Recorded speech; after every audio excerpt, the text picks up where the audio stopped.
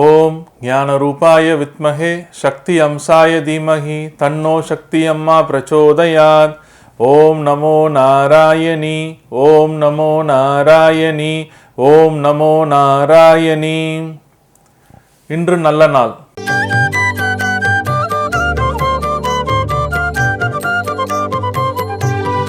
இன்று பிப்ரவரி மாதம் புதன்கிழமை 14/2/2024 சோபகிருது ஆண்டு மாசி 2.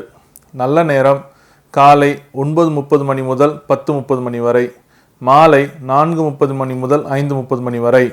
கௌரி நல்ல நேரம் காலை 10:30 மணி முதல் 11:30 மணி வரை, மாலை 6:30 மணி முதல் 7:30 மணி வரை.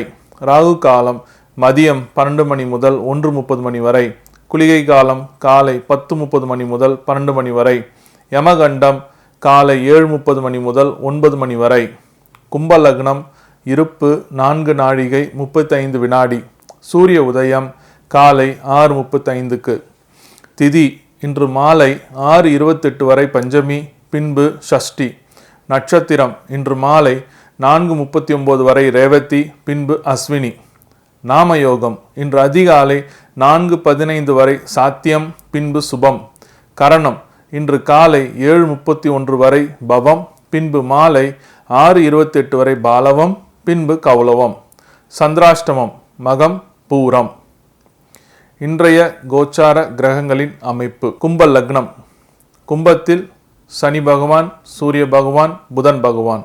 மீனத்தில் ராகு பகவான், சந்திர பகவான். மேஷத்தில் குரு பகவான். கன்னியில் கேது பகவான். மகரத்தில் செவ்வாய் பகவான், சுக்கிர பகவான்.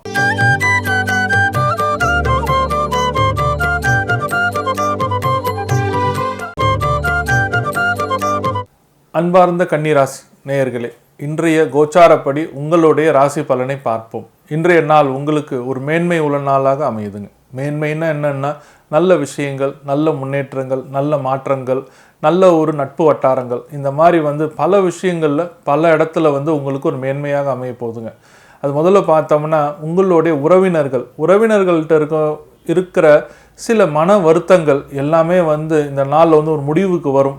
நீங்கள் யாரை இவ்வளோ நாள் உங்களோட உறவை கெடுத்துட்டு இருக்காங்க, சூழ்ச்சி பண்ணுறாங்க, மறைமுகமாக இவங்கெல்லாம் எனக்கு கெடுதல் செய்கிறாங்க அப்படின்னு இருந்தவங்க எல்லாருமே இன்றைக்கி வெளிச்சத்துக்கு வருவாங்க. உங்களுக்கு அப்போ தான் தெரியும், ஓகே இவங்க பண்ணலை, இன்னொருத்தவங்களோட தூண்டுதல்னால தான் இவங்க செய்கிறாங்கன்னு சொல்லிட்டு உங்களுக்கு தெரிய வரும். அதனால் பல நாள்கள் நீங்கள் கஷ்டப்பட்டதும், பல நாள்கள் நீங்கள் தனிமையாக இருந்ததுக்கு எல்லாத்துக்குமே இன்றைக்கி இந்த நாள் முடிவான நாளாக வர்றதுக்கு பெரிய வாய்ப்புகள் உண்டு. அதனால் இந்த உறவினர்கள் சம்பந்தப்பட்ட விஷயங்களுக்கு இன்றைக்கி முற்றுப்புள்ளியாக இருக்கும் நாளாக அமையும். இந்த நாளில் இன்னொரு விசேஷமாக என்ன நடக்கும்னா புதிய அறிமுகம் நபர்கள் வருவாங்க.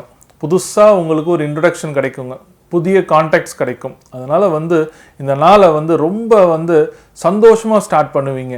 ஏன்னா உங்களோட வளர்ச்சிக்காக தான் நிறைய கான்டாக்ட்ஸ் கிடைக்கும். அப்போது இந்த வளர்ச்சிக்காக என்ன பண்ணுவீங்கன்னா, பக்கத்தில் நடக்கிற பல எக்ஸிபிஷன், எக்ஸ்போ, இந்த மாதிரி விஷயத்துக்கெல்லாம் போயிட்டு நீங்கள் இன்வால்வ் ஆகுவீங்க. அப்போ இன்வால்வ் ஆகும்போது அதை போய் பார்க்கும் போதும் சரி, அதை போய் தெரிஞ்சுக்கும் போதும் சரி, உங்களுக்கு ஒரு புதிய கான்டாக்ட் கிடைக்கிறதுக்கு நிறைய வாய்ப்புகள் இருக்குது. அந்த மாதிரி இடத்துல நீங்கள் போய் பார்க்கும்போது ரொம்ப நாள் கழித்து உங்களோட நண்பர்களையும் பார்க்கறதுக்கு உண்டான வாய்ப்புகளும் உண்டு. அதனால் இந்த நாளை ஒரு குதூகலம் நாளாக அமையுமே தவிர ரொம்ப கஷ்டப்படுற மாதிரி எதுவுமே இருக்காது. நல்ல சந்தோஷமாக இருப்பீங்க.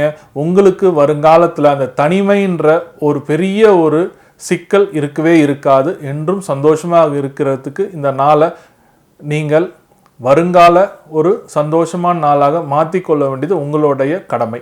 பரிகாரம். வேலூர் பக்கத்தில் இருக்கிற ஸ்ரீபுரம் அப்படின்னு சொல்லிட்டு ஒரு கோயில் இருக்குங்க. அந்த ஸ்ரீபுரத்தில் தான் இந்த தங்க கோயில்னு சொல்கிறது. அவங்க லக்ஷ்மி நாராயணிக்கு உண்டான கோயில்.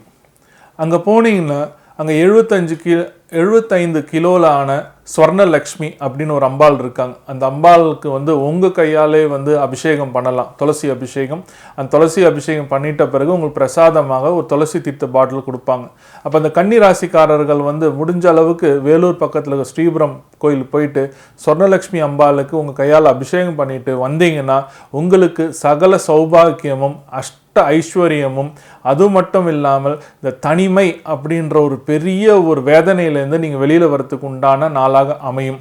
முடிந்த வரைக்கும் எப்போவுமே இன்னைக்கு மட்டும்தான் நீங்கள் சொர்ணலக்ஷ்மி அம்பாவை தரிசனம் பண்ணணும்னு அவசியம் கிடையாது. எப்போல்லாம் உங்களுக்கு டைம் கிடைக்குதோ, நீங்கள் சென்னை பக்கத்துலேயே இருந்தாலும் சரி, வேலூர் கிட்ட எங்கே இருந்தாலும் சரி, சொர்ணலக்ஷ்மி அம்பாவை மறக்காமல் போயிட்டு அபிஷேகம் பண்ணிட்டு வந்தீங்கன்னா உங்களுக்கு சகல சௌபாக்கியம் நிறைஞ்சு இருக்கும்.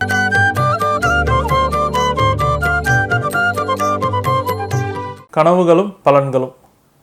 இன்னைக்கு நாம் கனவுகளும் பலன்களும் பகுதியில் பார்க்க போகிற கனவு என்னென்னா எரும மாடு கனவுல வந்தாவே நமக்கு ஏதோ ஒரு பெரிய பிரச்சனை பின்னாடி வரப்போகுதுன்னு அர்த்தம். அதனால் எரும மாடுனாவே எதுக்கு சொல்லுவாங்க? யமனுக்கு தான் சொல்லுவாங்க, யமனோட வாகனம் சொல்லுவாங்க. அப்போ அந்த எரும மாடு வந்தால் உங்களுக்கு ஆயுள் பங்கம்னு நினைக்காதீங்க, உங்களோட ஆயுள் கெட்டு போயிடும், உங்களுக்கு சீக்கிரமாக ஆயுள் முடிஞ்சு போயிடும் அப்படின்னு நினைக்காதீங்க. அதுக்கு உண்டான காரணம் என்னன்னா கஷ்டம் வரப்போகிறதுக்கு உண்டான அறிகுறி.